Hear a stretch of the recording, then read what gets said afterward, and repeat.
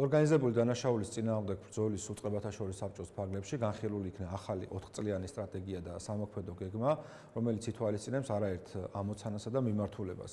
როგორც სტრატეგიის, ასევე სამოქმედო გეგმის ფარგლებში განხილული არის პრევენციისა და რეაგირების მექანიზმები, რაც ხელს შეუწყობს სახელმწიფო პოლიტიკის დაგეგმას და განხორციელებას ორგანიზებული დანაშაულის ბრძოლის წინააღმდეგ.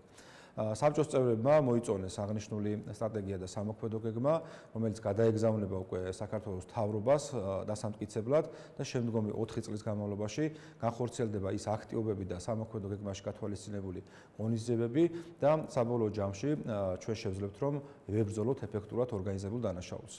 პირველ რიგში ძალიან დიდი მადლობა მინდა გადაუხადო საქართველოს შინაგან საქმეთა სამინისტროს ორგანიზებულ დანაშაულთან ბრძოლის სტრატეგიისა და მისი სამოქმედო გეგმის წარდგენისთვის.